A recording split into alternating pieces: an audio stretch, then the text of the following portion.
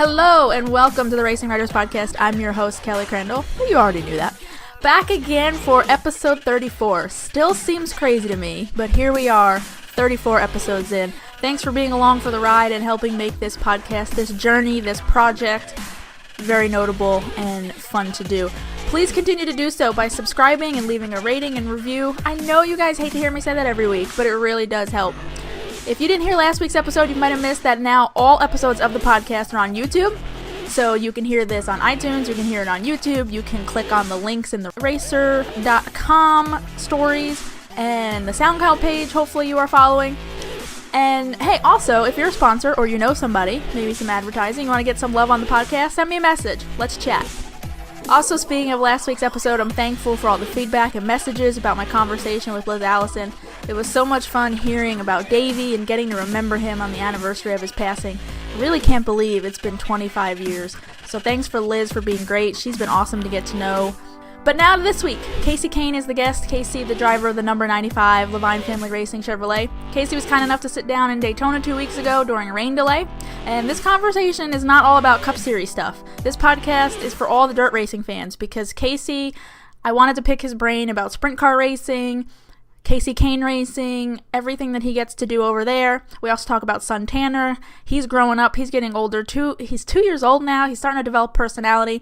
And then at the end, a little bit about how the 2018 season is going. He had some very interesting comments also about the Chevrolet Camaro, which I know we're all watching this year in fascination of how these Chevrolet teams are doing. So let's get to it. Here's Kasey Kahne on the Racing Writers Podcast.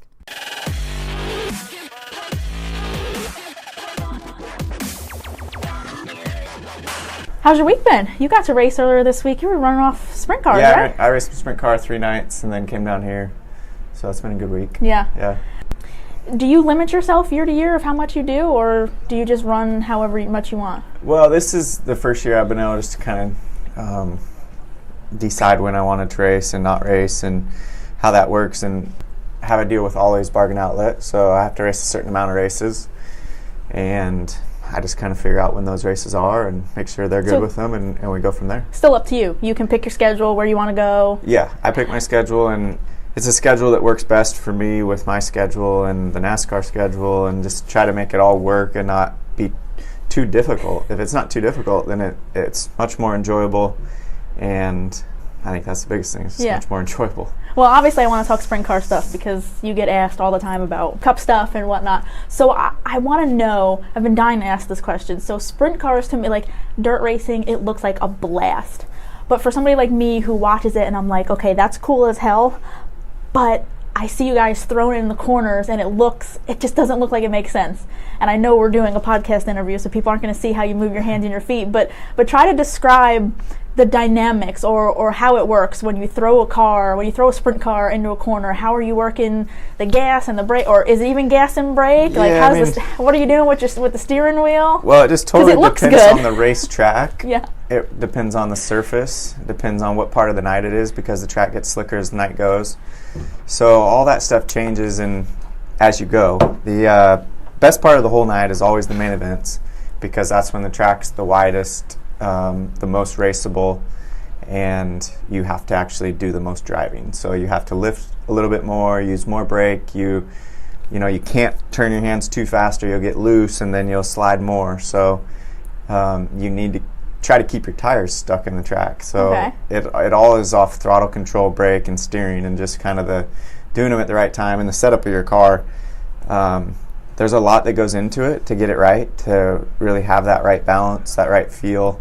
And then as a driver, like, I'm always learning because I don't do it enough anymore. So each time I go out, I'm learning and getting better again. And I enjoy it because I'm slowly but surely getting better, and I like that. Yeah. So you mentioned throttle control, steering wheel. So are you trying, it's the finding that balance between doing them all at once, or is it, because I'm assuming it's not like a stock car. You don't dive down in the corner and then you let off one and you're coasting. Like, can you explain that part to me? Well, I think actually stock cars, when the track's slippery, is very similar. I mean, the car doesn't look like it's sideways, but the stock car steering is so much quicker that your hands aren't moving near as much for the inputs that the car's feeling. To where a sprint car, to get similar inputs, you have to move your hands a lot more, so the tires are moving more.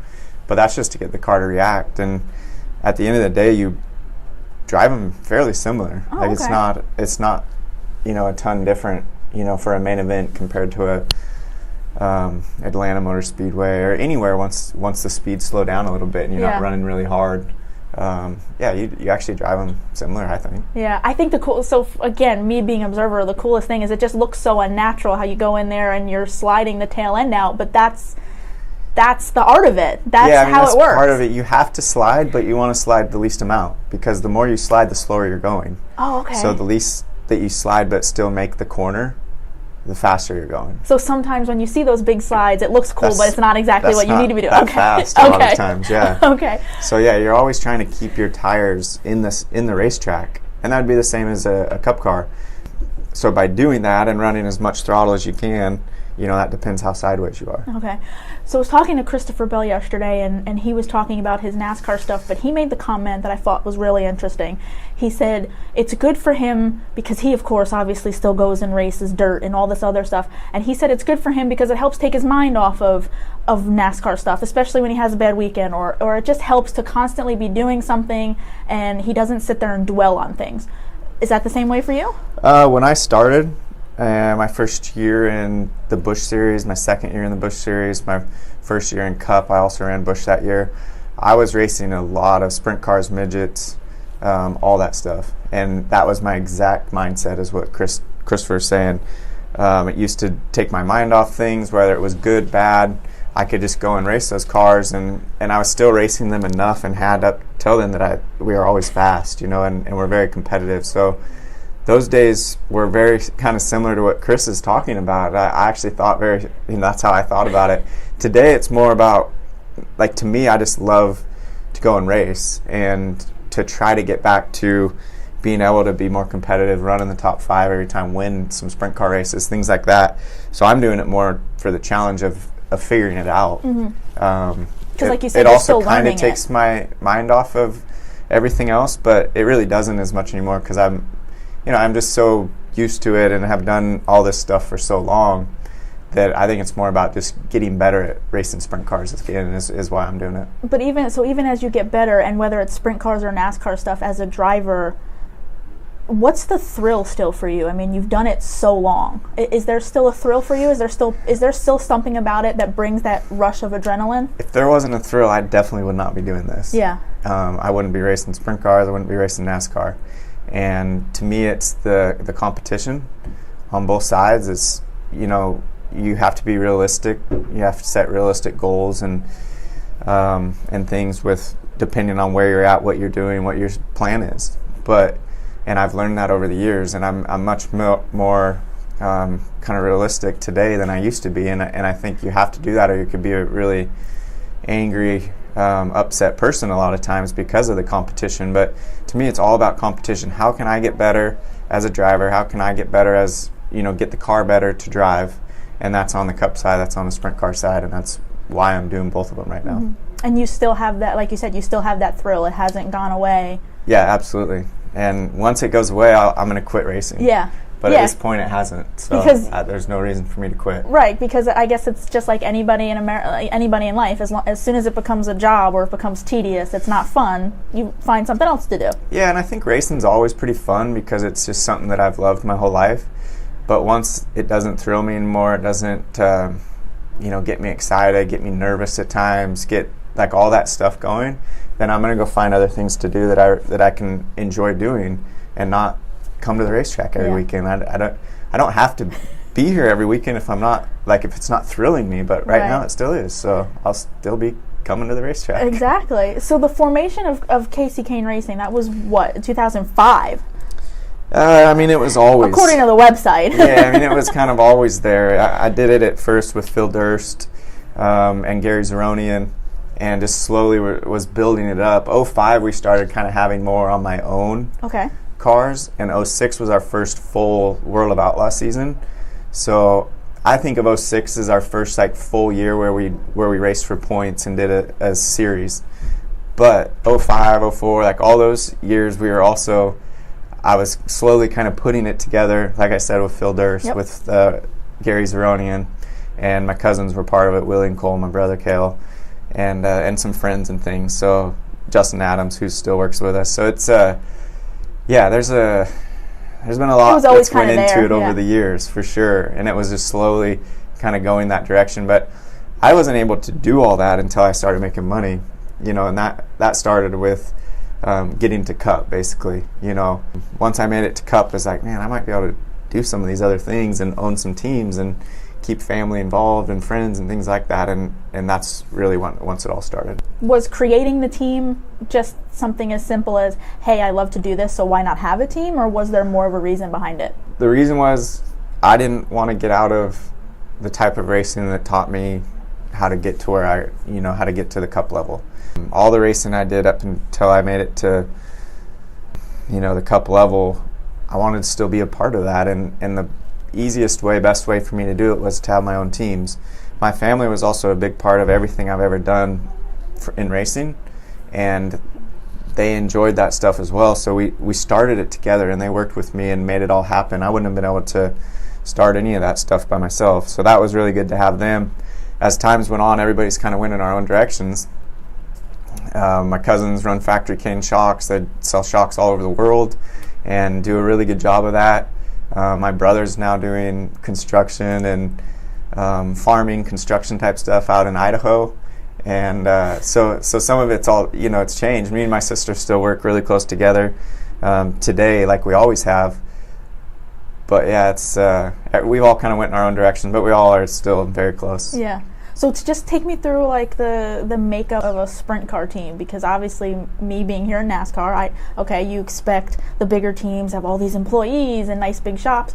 I want to pick your brain. Like, how does it work on the sprint car world? Like, what is your team made up of? Like in terms of people and cars and things like that. Yeah, I mean, there's all different ways you can do it. We've learned a lot over the years, and you can go overboard, you can be underboard, like you can do it however you want. But what works best for us is we have a great shop, a great facility to work out of. We also have a few people that work there on the Cup side of things. So that's worked out really well for us over the years. But you can run sprint car teams in much smaller places. Mm-hmm. You can do it whatever works best for you and your company. And for us, we run three crew members. We run a crew chief, a car chief, and a tire guy. They all work together at all times. They all have to drive the truck because one part about the World of Outlaw schedule is basically the driving from track to track, yeah. the miles that you put on throughout a season, and some are overnight, some are you have 2 days, some you have a week, but a lot of them you have to drive 4 to 6 hours overnight on certain ones to get to the next track. And so you have to have a CDL, and we basically build 4 cars at the start of the year. Sometimes we'll get 5 total cars throughout a year.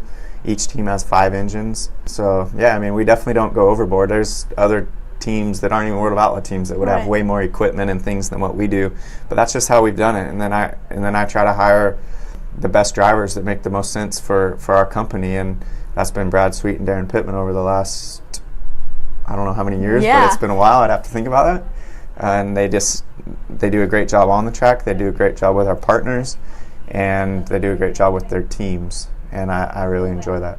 When you look back now at kind of how the team has and the company and everything's developed over the years, do you feel like it's hit milestones, or has it developed as you maybe were hoping it would when you laid it all out? Or it's definitely developed how I hoped it would. We've raced really well. We've won 1 World of Outlaw championship. Darren did.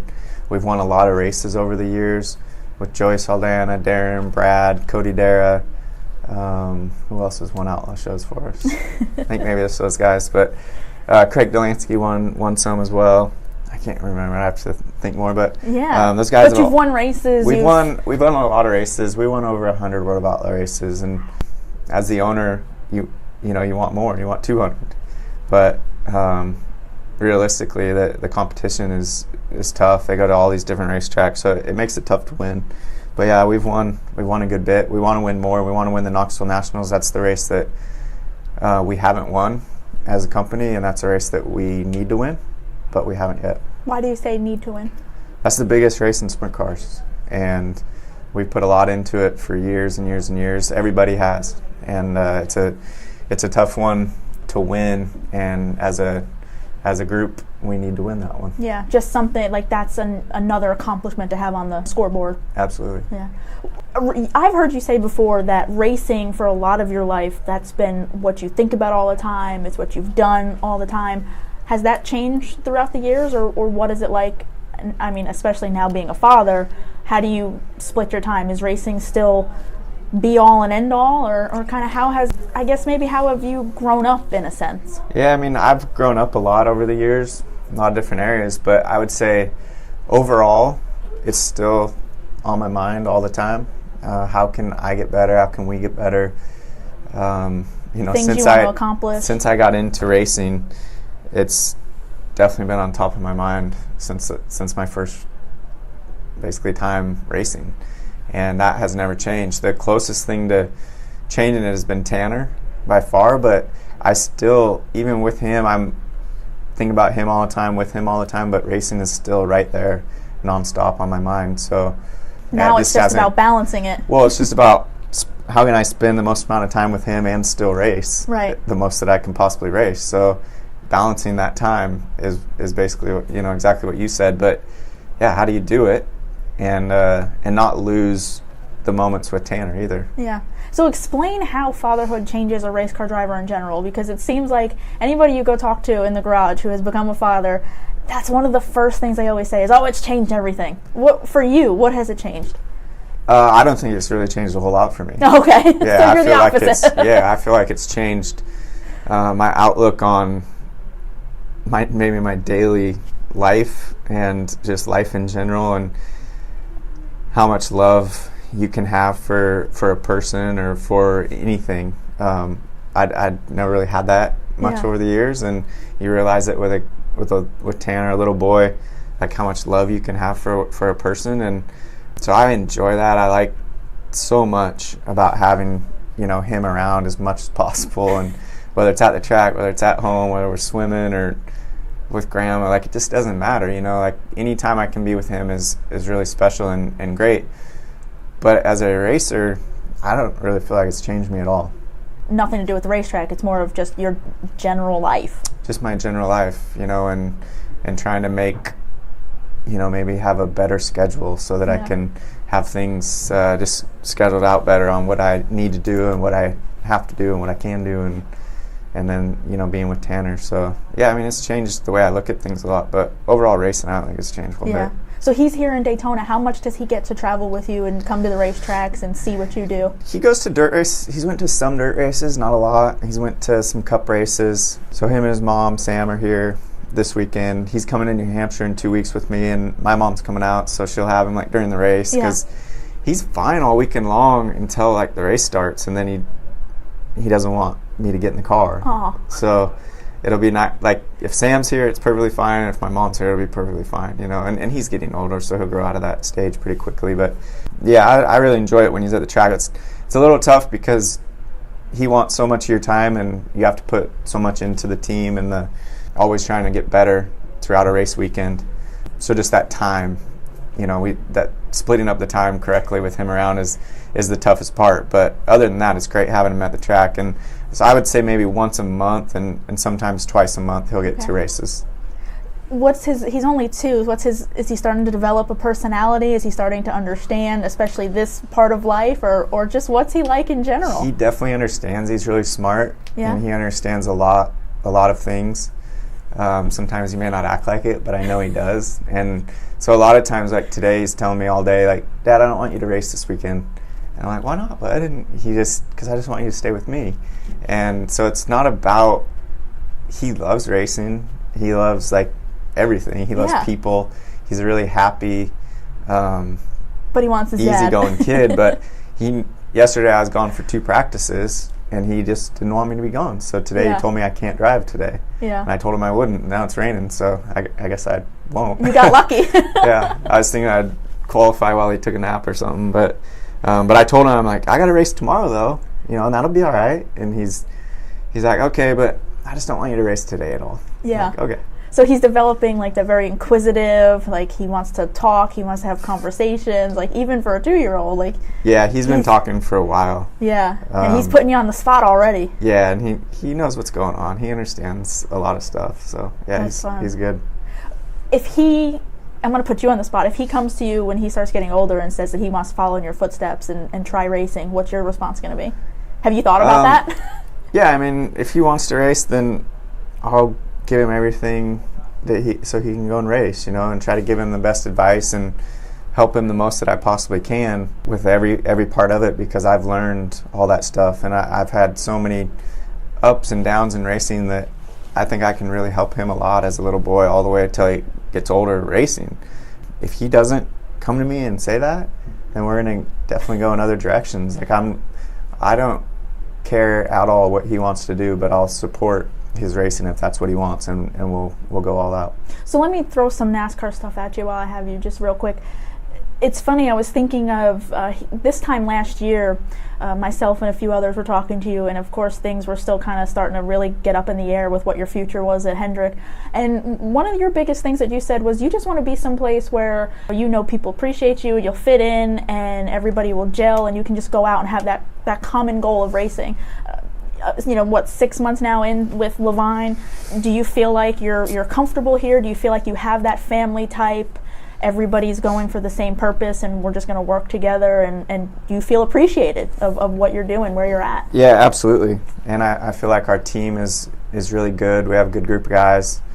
We can only get better from where we're at. We're going to only get better, and I like that side of things. To me, we haven't had as much performance this year as I thought we could have and would have thought we would have by this time of the year. But there are spots in there throughout the year where we have, and we just need to be more consistent with that stuff. But overall, the group, myself, like we're all work together, we all understand each other, and it's been really good. Mm-hmm.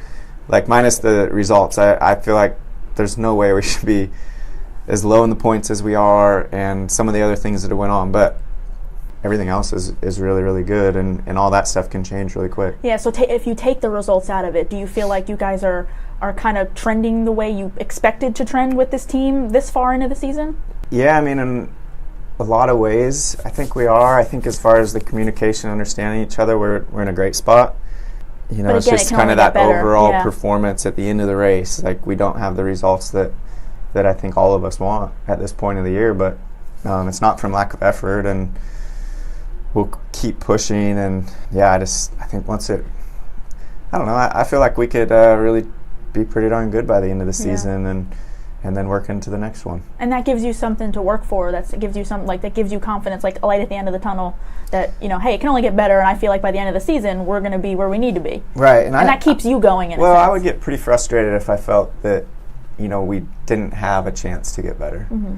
But because I feel like the group is strong, it's a good group, it's a fun group, we all are on the same page, I haven't got frustrated really at all this year. Mm-hmm. And my expectations are where they need to be, and they're much higher than where we're at right now, and I still feel we can get to those this year. What's it been like you personally working with the Camaro?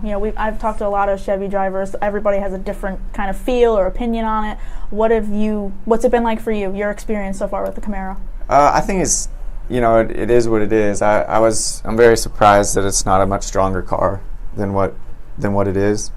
If you put it up against, the Fords and Toyotas, it's just the cars, at least that we've had this year, aero-wise. I mean, if you put that much into building a new car and it's not a good bit better than your old car, then that's really surprising to me. Mm-hmm. And that's really where it's at. So nothing's really changed this year for Chevy teams, in my opinion, looking at results and watching teams and where people are. So I don't think that it's any better, and that's I've just been surprised of that all mm-hmm. season long. Not to say it won't get better by the end of the year or next year or whatever, but at this point in the year, it's definitely not the first or second best car on the racetrack. Right. When you say surprising, are you surprised from a feel perspective, a balance perspective, an aero thing, or kind of all of the above? It's just kind of all of the above. It's just the overall performance of it. And Kyle Larson was the only one that could make it go last year, and Kyle Larson's the only one that can make it go this year. Yeah. So to me, it's not. To me, nothing has really changed, and I just expected that it would be a little bit better, overall. And I mean, you look at results, and it's not.